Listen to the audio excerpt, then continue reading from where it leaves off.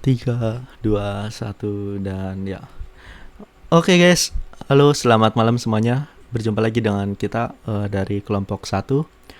Nah, pada video kali ini kita ada di program Bedah Karya. Nah, teman-teman, di sini ada teman-teman dari Sekolah Vokasi UGM Teknologi Rekayasa Perangkat Lunak. Dan pada video kali ini kita akan membahas detail terkait salah satu tugas kelompok yang kita buat dalam pemenuhan tugas praktikum pemrograman berorientasi objek. Mantap banget. Nah, di sini udah ada beberapa teman. Kita sapa dulu. Halo Mas Denis. Halo Mas Lintang. Halo, halo. Halo Mas, Mantap. Wih, lagi di mana nih Mas Denis? Kayaknya lagi di luar, Mas. Lagi di luar nih Mas Budi. Kalau Mas Budi lagi di mana nih? Biasa, Mas. Kita selalu di rumah. Nah, Iya, iya. di sini ada Mas Lintang. Mas Lintang, sehat, Mas? Alhamdulillah Mas. Mantap.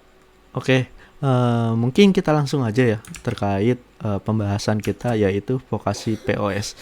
Untuk materi selanjutnya akan dibahas oleh Mas Denis. Silakan Mas Denis. Iya, baik. Bisa tolong di-share screen terlebih dahulu untuk materinya Mas Lintang? Siap.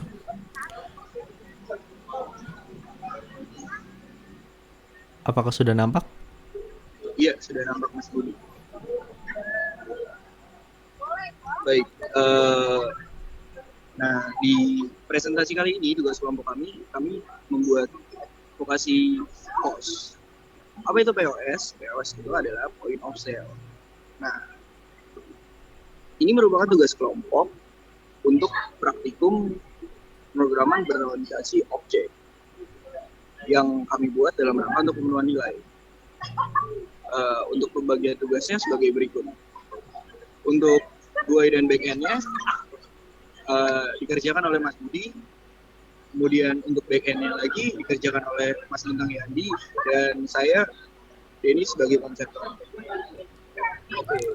Kemudian sebenarnya tuh di Departemen Teknik Elektro dan Informatika Sekolah Vokasi Universitas Jamada atau biasa disingkat DT di PSP di Gedung Herman Yohanesnya, kalau kita bisa lebih spesifik, mempunyai 2 buah kantin. Jadi itu kantinnya ada yang di lantai 2 di sebelah toilet baru, yang sebenarnya itu merupakan kantin kejujuran dan menurut kelompok kami, kantin kejujuran itu tidak memiliki sistem kasir atau tidak diperlukan lah seperti itu. Nah, selain itu ada satu kantin lainnya, itu ada di lantai 1. Lokasinya di mana? Di sebelah bengkel elektro. Sebelah bengkel elektro, toilet lama, di situ ada kantin. Nah, kantin itu terkenal pegawainya tuh sangat ramah sama mahasiswa. Pegawainya sangat ramah, mereka biasa ya pokoknya ada basa-basi gitulah sama mahasiswa. Tapi terkadang di kantin ini nih sering terjadi kesalahan hitung-hitungan pada saat pembelian. Nah, kejadian kesalahan hitung-hitungan itu biasa terjadi di yang kami kira-kira 2 kondisi itu sering banget terjadi masalah hitung-hitungan. Yang pertama itu kondisi di mana pembelinya itu banyak, biasa itu di jam istirahat atau jam baru datang sebelum mulai perkuliahan, sebelum jam 7, itu sering banget terjadi kesalahan hitung-hitungan karena mahasiswa yang datang sangat-sangat banyak. Kenapa biasa terjadi kesalahan hitungan tersebut? Karena belum adanya metode perhitungan kasir yang jelas. Selain itu, kesalahan hitungan lainnya itu biasa ada juga kerap terjadi saat mahasiswa membeli produk yang banyak. Karena kebanyakan hitung-hitungan itu manual atau paling mentok lah pegawai kantin tersebut menggunakan kalkulator, jadi sering salah hitung. Contoh, misalnya saya beli item 10 piece, lalu pegawai kantin itu ngitung, yang seperti kita ketahui bahwa dia pegawai kantin di situ ramah, jadi karena ngitungnya lama, kita terbiasa untuk ngajak ngobrol pegawai kantin itu. Dan saat kita ngajak ngobrol pegawai kantin itu biasa tiba-tiba blank. Mau nggak mau pegawai kantinnya harus mengulang hitung dari awal lagi, dan itu sangat memakan waktu. Kesalahan hitung tersebut tuh kerap sering banget terjadi. Nah, kelompok kami akhirnya berusaha memikirkan suatu metode untuk merubah hitung-hitungan kantin yang tadinya masih pakai manual tangan, yang ditulis di buku ukuran folio bergaris, itu kita ingin mengadaptasi materi-materi yang telah kita pelajari di perkuliahan ini ke dalam operasi kasir kantin tersebut. Tujuannya apa? Tujuannya adalah untuk membantu orang yang paling dekat, yang sering kita lihat, sering kita jumpai kantin setiap hari. Kita lapar, kita makan, kita haus, kita beli minum di situ, kita butuh pensil, kita butuh hapus, kita butuh bolpen, kita beli di situ. Orang yang sering kita temui itu, supaya ya yang pertama kita harus membuat dampak pada orang-orang paling dekat. Nah, next, dengan ini kita akan menggunakan metode markup digital. Yang paling simpel, pertama kita menggunakan aplikasi Sheet, atau biasa kita sebut Excel atau Google Spreadsheet lah. Penggunaannya ini menggunakan berbasis web. Lalu aplikasinya ini masih bersifat lokal karena ya ini spesifik untuk satu kantin saja. Jadi untuk kedepannya mungkin apabila diterapkan di beberapa gedung atau di beberapa fakultas atau mungkin diterapkan di Universitas Gadjah Mada ini, mungkin bisa dikembangkan untuk dengan metode yang lebih bersifat global. Tapi untuk saat ini kami masih menggunakan aplikasi yang berbasis lokal. Ya, berikutnya bisa dilanjutkan oleh Mas Lintang. Siap. Terima kasih Mas Denis. Mungkin sebelum ke Mas Lintang, saya sedikit menambahkan. Berarti benar-benar inovasi digital itu perlu ya Mas ya di lapangan itu, karena kan emang tadi udah Mas jelasin ya, mereka tuh masih tradisional banget gitu. Sementara kalau pakai teknologi kan perlu budget atau uang yang cukup, apalagi perangkat-perangkatnya itu kan bagi mereka penjual yang labanya masih sedikit kan agak mikir-mikir lagi gitu ya Mas ya. Iya betul. Makanya kayak kita nih harus bantu gitu loh. Kita bisa kok bantu, kita belajar. Kenapa justru orang-orang terdekat kita bukannya yang kita tolong gitu loh. Inovasi yang apa ya? Kita nggak usah berpikir jauh dulu. Kita masih semester 2, kita nolong yang dekat-dekat dulu gitu. Menurut saya poin dari pembuatan payment service ini seperti itu. Oke, siap. Gitu, Mas. Mungkin langsung aja, penasaran nih dengan konseptor. Tadi kan udah kita bahas konseptornya Mas Denis. Nah, ini langsung ke Mas Lintang yang seorang yang mendesain di belakang aplikasi ini. Silakan Mas Lintang. Ya, terima kasih Mas Budi. Jadi kan tadi sudah didapatkan latar belakang dari proyek kita gitu, yaitu POS untuk kantin vokasi. Setelah itu kita melakukan diskusi dan penentuan konsep untuk aplikasi yang kita buat. Dapat dilihat dari slide ini, di bagian pojok kanan itu ada referensi yang itu ada referensi yang kita ambil sebagai ya referensi kita untuk membuat aplikasi POS kita. Kurang lebih nanti itu di dalamnya itu kita bisa menginputkan kode yang nanti akan munculkan nama dan harganya. Kita dapat masukkan kuantitinya, nanti akan muncul total. Kemudian dari itu tadi yang kita inputkan tadi itu akan masuk ke dalam list di bawahnya. Itu akan terlihat barang-barang yang pembeli sedang lakukan transaksi. Nah, dari itu tadi akan didapatkan beberapa kelas ya buat OOP. Untuk selanjutnya, untuk tahapan kita membuat programnya itu dibagi menjadi 3, yaitu membuat program OOP-nya. Yang kedua untuk desain GUI-nya. Yang ketiga itu menghubungkan dari program OOP yang telah kita buat tadi ke dalam tampilan GUI agar lebih mudah sebagai kasir untuk menggunakan aplikasi yang kita buat ini. Bisa dilanjut. Nah, ini untuk Entity Relationship Diagram atau ERD-nya. Kurang lebih kita membuat ada 6 kelas. Yang pertama itu kelas barang. Jadi barang ini istilahnya adalah barang yang nanti akan dijual di kantinnya. Di kelas barang ini ada variabel, kode barang, nama barang, harga beli, harga jual laba, ada buat getternya untuk setiap variabel. Kemudian ada kelas yang kedua itu daftar barang. Fungsi dari daftar barang ini seperti database yang nanti akan menyimpan objek-objek barang yang telah kita init atau buat. Variabelnya ada daftar barang yang berisi array objek barang, kemudian total barang. Nah, di dalam daftar barang ini ada metode add barang untuk memasukkan objek barangnya tadi ke dalam array daftar barang. Kemudian ada fungsi getter untuk variabelnya juga.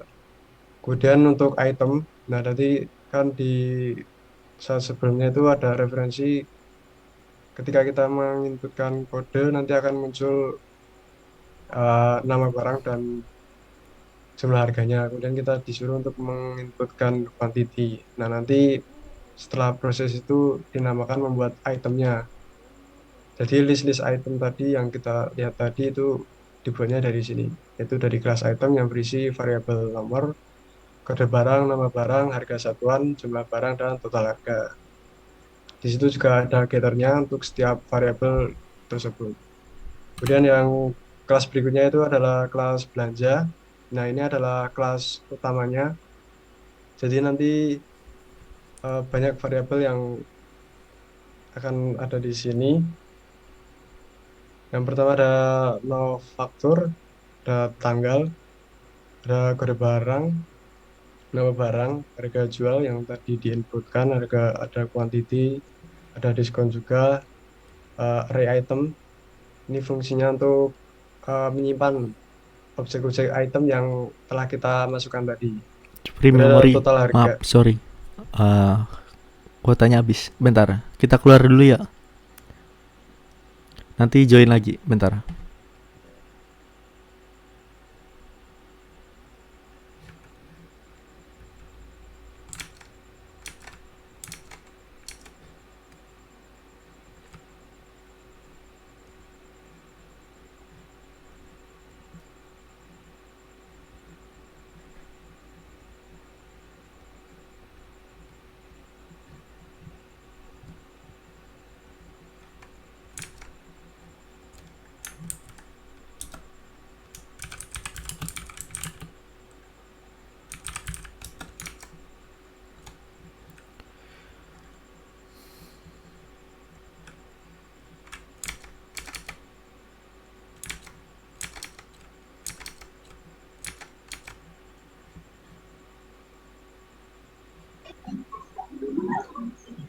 Ini gimana Mas jadinya Mas? Lanjutin yang tadi. Lanjut Lintang. Oke.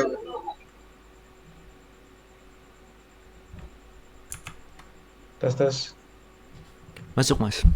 Sampai mana ya tadi? Sampai belanja. Oh ya. Jadi untuk kelas belanja tadi ada kelas utamanya. Di dalamnya terdapat banyak variabel yang untuk menyimpan istilahnya setiap transaksi yang dibuat antara pembeli dan penjual. Di dalamnya ada variabel faktur, ada tanggal transaksinya, ada kode barang, nama barang, harga jual, quantity, itu tadi yang kita masukkan di awal. Untuk setiap barangnya ada diskon, ada array item. Ini fungsinya untuk menyimpan objek item yang kita buat tadi atau kita inputkan. Kemudian ada total harga, ada jumlah item. Kemudian ada PPN juga 10%. Kemudian total pemberian. Untuk metodenya itu ada add item, fungsinya untuk memasukkan objek item tadi ke dalam kelas belanja atau array item. Kemudian ada fungsi getter dan setternya juga untuk setiap variabelnya. Kemudian tadi kan ketika proses transaksi kita lakukan pembayaran, nanti history atau history dari transaksi tadi akan masuk otomatis ke dalam laporan. Yang pertama, untuk lapornya kita membuat kelas periode laporan. Jadi ini untuk laporan kita untuk laporannya kita menggunakan sistem kuartal. Ada 4 kuartal dalam setahun. Untuk variabel dari kelas periode laporan itu ada tahun, periode, total pemasukan, total jual, total laba, dan pengeluaran. Untuk metodenya ada add laporan, kemudian ada getter untuk setiap variabel juga. Kemudian untuk kelas laporannya, jadi ini nanti akan menyimpan periode-periode laporan yang objek-objek dari periode laporan yang dibuat, yaitu variabel data laporan untuk menyimpan objek dari periode laporan, kemudian variabel banyak data. Kemudian untuk metodenya, kita add periode laporan, nanti inputnya adalah objek periode laporan. Kemudian ada getter untuk variabel data laporan dan banyak data.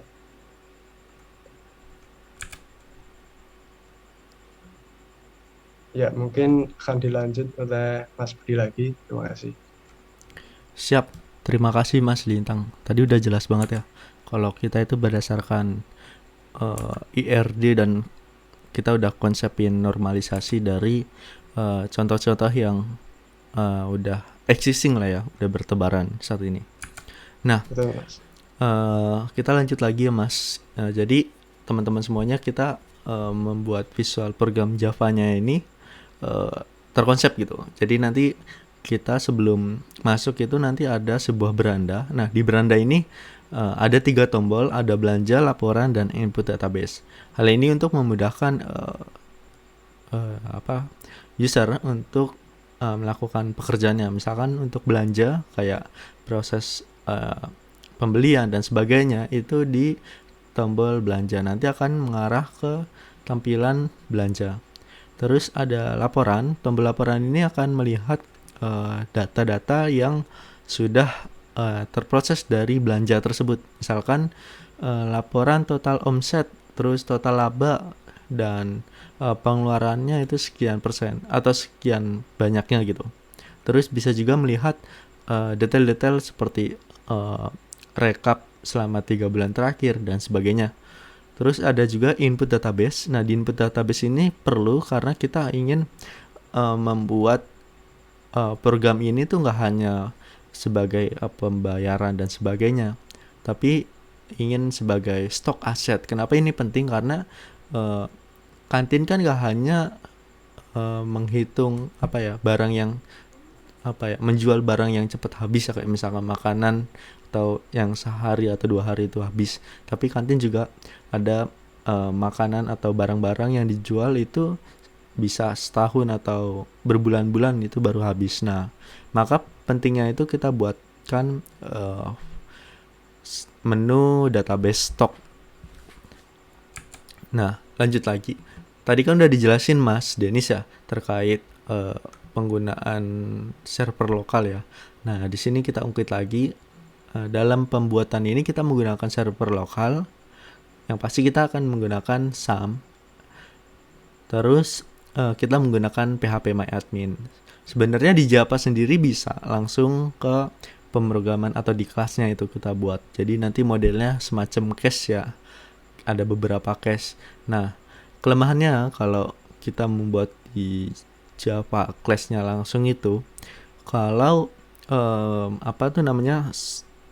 isiannya banyak itu akan panjang sekali ke bawah. Nah, makanya kita menggunakan server lokal pakai MySQL agar lebih tertata dan termanajemen di database atau basis datanya.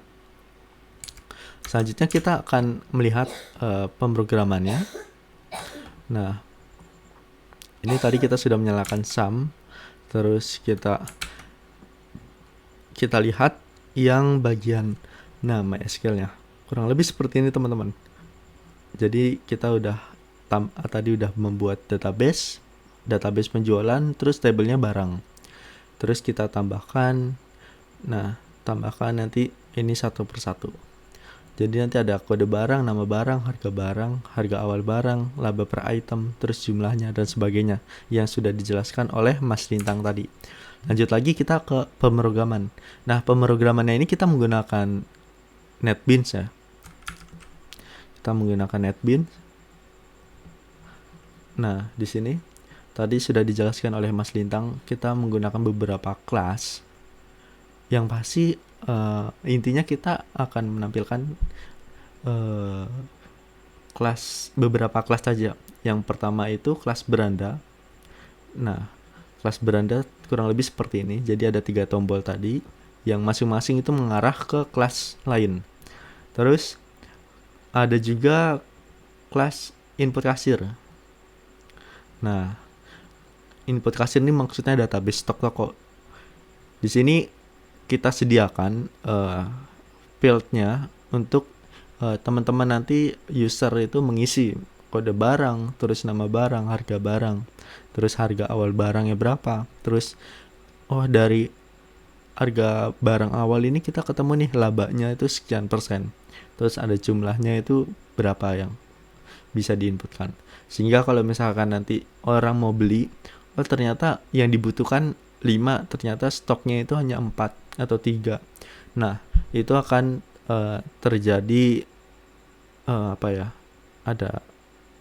ada pemberitaan khusus gitu. Terus selain input kasir ini kita juga membuat prem kasir. Nah, di sini yang untuk pembelanjaan lah ya. Nanti ada nomor faktur penjualan, ada tanggal, terus ada kode barang lagi tadi, nama barang. Misalkan A si mau beli barang ini, terus harganya sekian, terus jumlahnya sekian, ditambahkan. Nanti ujung-ujungnya kan ada total harga dan diskonnya sekian berapa gitu. Terus selain itu ada juga yang kita buat ini. Nah, laporan penjualan. Jadi di laporan penjualan ini kita akan memasukkan tadi field table yang dari database. Nah, di sini bisa dipilih, misalkan kita akan memilih kuartal berapa, terus tahunnya berapa, lalu bisa dicetak. Nah, jadi akan melihat laporan secara hard copy ya. Oke, langsung aja kita mulai. Kita balik ke beranda. Nah, kita running. Kurang lebih ini tampilannya. Jadi selamat datang di Vokasi Pos. Nanti kita klik, misalkan kita mau ke belanja. Nah, di belanja ini bisa kita masukkan misalkan nomor faktur, terus tanggalnya berapa, nanti kode barang, nama barang, nanti akan ditambahkan, akan masuk ke dalam field ini yang terhubung ke database. Nah, selain itu, selain manual ya, tadi kan kita manual. Kedepannya kita akan menggabungkan aplikasi ini dengan scan barcode. Jadi kita nggak perlu lagi nih input satu-satu. Jadi cukup scan barcode, masukin jumlahnya sekian dan langsung tambahkan. Itu lebih efisien. Jadi mungkin teman-teman bisa lihat tuh yang di Alfamart atau Indomart atau supermarket itu menggunakan scan code ya. Kita balik lagi. Nah, di sini kita masuk ke laporan. Di laporan penjualan ini nanti setelah data dimasukkan akan muncul jumlah total omsetnya sekian, total labanya sekian. Laba itu adalah omset dikurangi harga modal awal, nanti labanya sekian. Oh, ternyata ada pengeluaran biaya lain-lain, nanti akan muncul di sini, kayak misalkan biaya untuk plastik dan sebagainya. Nah, terus lanjut lagi, kita akan membahas yang ini, yang bawah ini table. Nah, table ini ada kuartal 1, kuartal 2, kuartal 3. Nah, terus ini ada pilihan juga nih 2021. Oh, saya mau ngecek 2019. Langsung cetak. Nanti akan langsung muncul mengarah ke printer. Nah, di sini kita bisa baliknya kemana ini? Klik ini. Nah, klik logo Universitas Gadjah Mada. Selanjutnya yang terakhir itu input database. Nah, ini yang tadi dibilang di awal, kita menginputkan database. Misalkan di sini sudah ada beberapa database yang masuk ya. Kita akan mengubah data atau menambahkan data, misalkan kode barangnya SP0007. Nah, nama barangnya misalkan apa nih teman-teman? Kira-kira yang akan kita tambahkan? Misalkan kita tambahin mouse ya, mouse Logitech. Nah, harga barangnya itu 250.000. Nah, terus harga awal barangnya itu 200.000 harga modalnya. Sehingga nanti akan ketemu labanya itu kan 50.000. Terus jumlah yang akan kita stokkan 5. Terus kita simpan. Dia akan menambahkan, nah akan muncul proses simpan data berhasil. Nah, di sini akan masuk yang di bawah nih nomor 7, mouse Logitech. Nah, selain ada kita menambahkan data, kita juga bisa menghapus atau mengedit datanya. Contoh, oh saya mau ngecek ini nasi bakar. Nah, ini bisa kita rubah. Kita rubah datanya, diedit. Terus saya mau menghapus, oh ternyata bakso urat itu udah nggak ada di database lagi. Kita hapus data berhasil. Oh, nasi bakar udah nggak ada lagi. Oh, nasi bebek nggak ada lagi. Oh, ini ayam geprek nggak ada lagi. Nah, kurang lebih seperti itu. Jadi ini tampilan dasar ya aplikasi yang kita buat. Nah, kita balik lagi ke teman-teman yang lain. Mantap. Di sini udah ada teman-teman. Nah, gimana Mas Lintang, Mas Denis? Jadi kurang lebih itu ya yang kita buat ya terkait aplikasi Java. Dan selama beberapa bulan ke belakang atau materi OOP ini kita pelajari dan kita terapkan di aplikasi tersebut.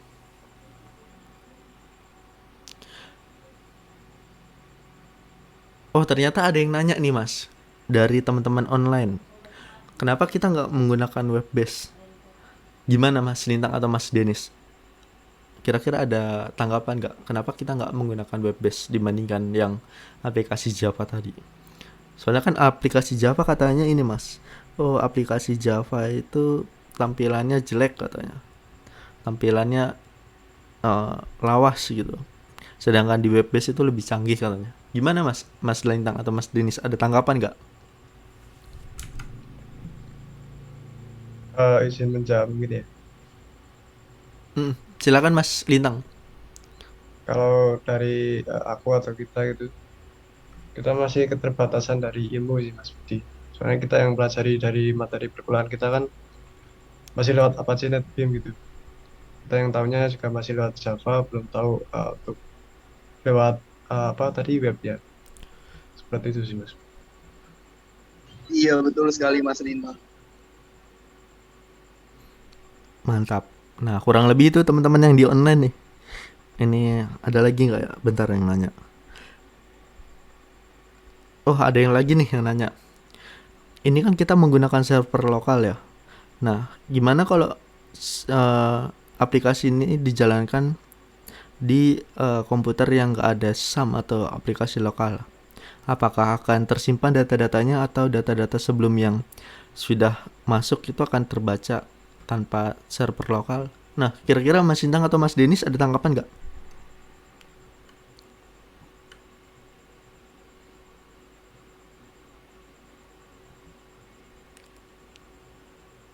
Gimana nih Mas?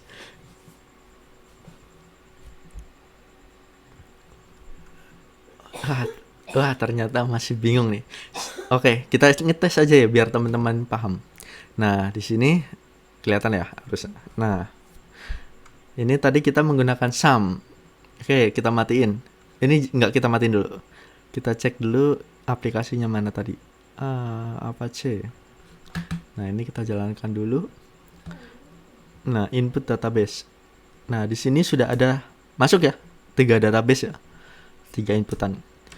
Ini kita keluar dulu.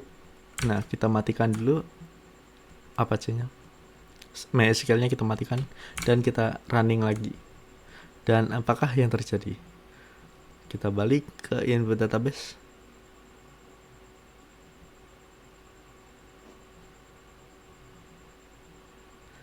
Iya, ternyata tidak bisa dijalankan karena nggak bisa mengambil ini ya, ngambil data lokal. Jadi harus dihubungkan dengan server.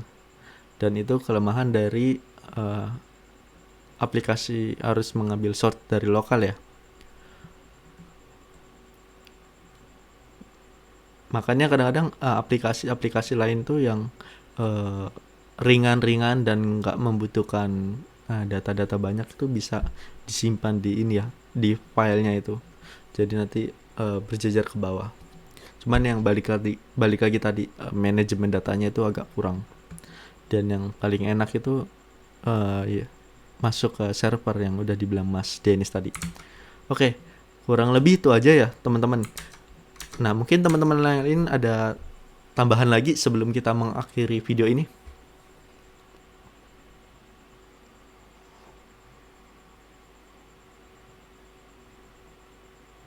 Silakan Mas Lintang. Intinya belum, Mas.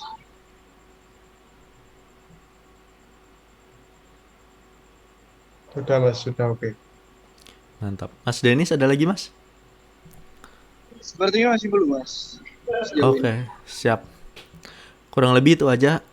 Kami bertiga, saya Budi, terus ada Lintang dan Denis pamit undur diri. Semoga hasil video ini mendapatkan nilai dari Bu Rohana 100. Amin. Dan kita naik kelas ya. Next semester. Mantap. Oke, kurang lebih itu aja. Terima kasih teman-teman yang online sudah mengirimkan pertanyaan. Sampai jumpa di video selanjutnya. Dadah. Thank you Mas Denis, Mas Lintang. Yo, makasih. Mantap. Kita izin pamit ya.